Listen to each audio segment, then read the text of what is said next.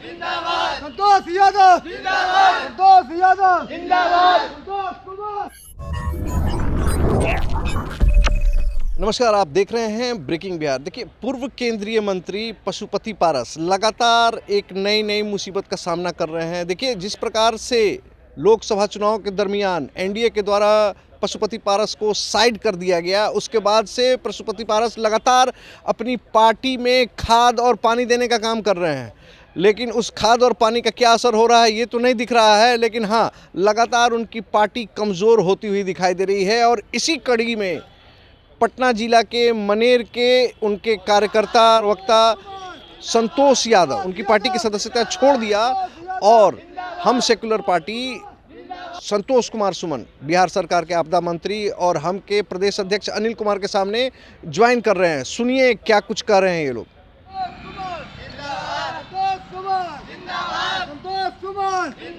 संतोष यादव संतोष यादव संतोष कुमार जिंदाबाद संतोष कुमार जिंदाबाद संतोष कुमार जिंदाबाद जिंदाबाद जिंदाबाद संतोष यादव जिंदाबाद संतोष यादव जिंदाबाद जिंदाबाद।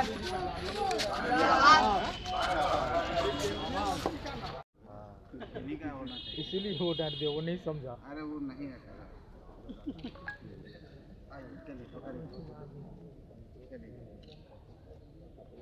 माला लाई हो गया।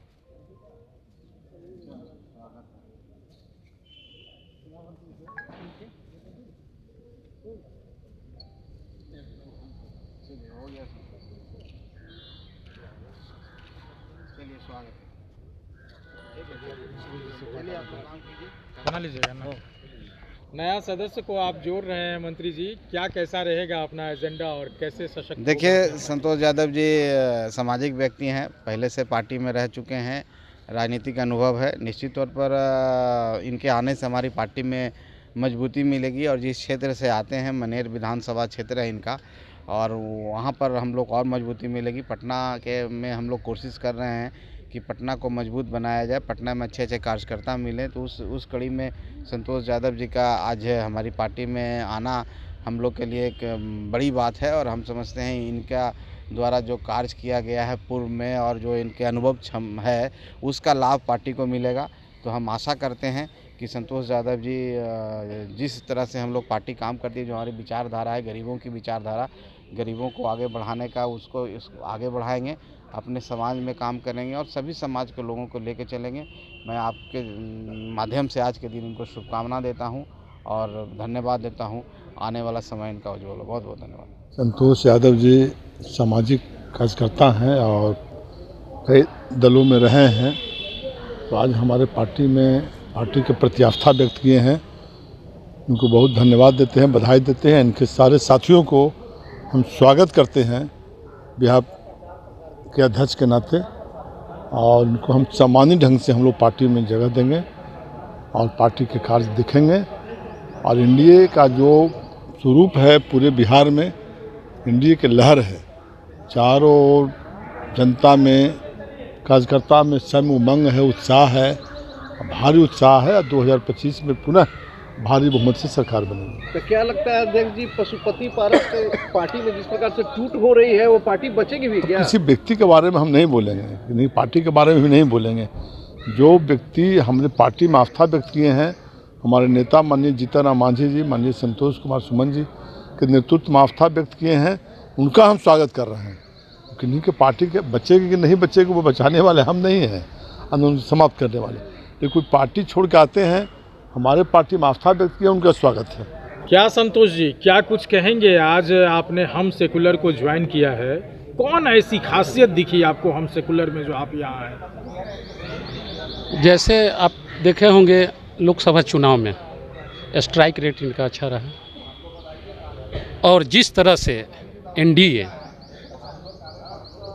गठबंधन जिस तरह से काम कर रही है जनताओं के लिए, देश के लिए, राज्य के लिए, उसका साथ इनका है। ये प्रभावित हमें किया कि हमको इस पार्टी में काम करना चाहिए।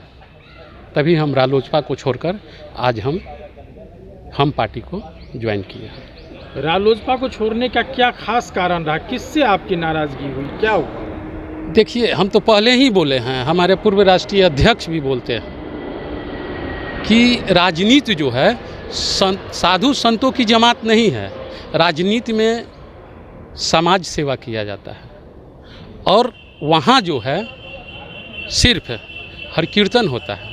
वो खुद बोलते हैं कि साधु संतों का जमात नहीं है, लेकिन वहाँ देखते हैं बराबर सुबह शाम आसपास रहने वाले लोग सिर्फ हर कीर्तन करते हैं और बाहरी कोई काम नहीं करते हैं। इसलिए मुझे असहज महसूस हुआ और हमने पार्टी छोड़ दी। संतोष जी, आप जिस प्रकार से हरि कीर्तन की बात कर रहे हैं, नहीं लगता है कि आप आसपास के लोगों को टारगेट कर रहे हैं जो पशुपति पारस को अपनी गिरफ्त में लिए हुए हैं? गिरफ्त में लिए हुए हैं, मैं नाम नहीं रख सकता हूं, वो गिरफ्त में हो चुके हैं। वही कारण रहा कि एनडीए में उनका एंट्री नहीं हुआ। कहा जा रहा है कि जिस प्रकार प्रिंस पासवान आगे हैं, पशुपति पारस अपने पुत्र को आगे बढ़ाने के प्रयास में लगे हुए हैं। वो तो खुशी की कार्यकर्ताओं की उपेक्षा हो रही है इसमें। वो तो देखिए, हमें भी खुशी होती कि सही से भाई मुस्कान को वो लॉन्च करते या प्रिंस राज आगे आते। बिहार में कहीं दिखते नहीं हैं, सिर्फ आप मीडिया में आते हैं, वो भी महीना 6 महीना पर आते हैं। अरे आप अपने ही पुत्र को लॉन्च कर रहे हैं तो ढंग से कीजिए।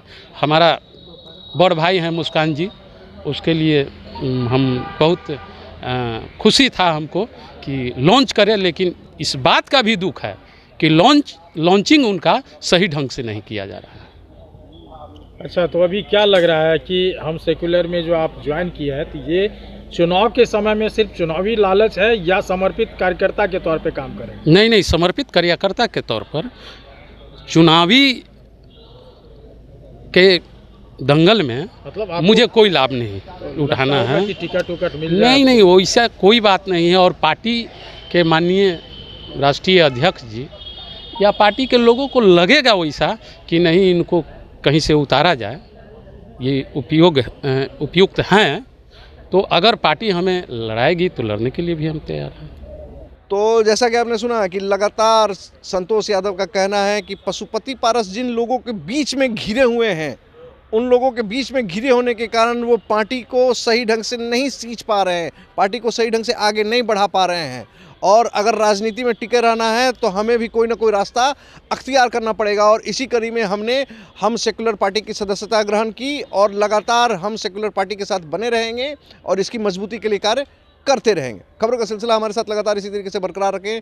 तब तक के लिए दे इजाज़त। नमस्कार।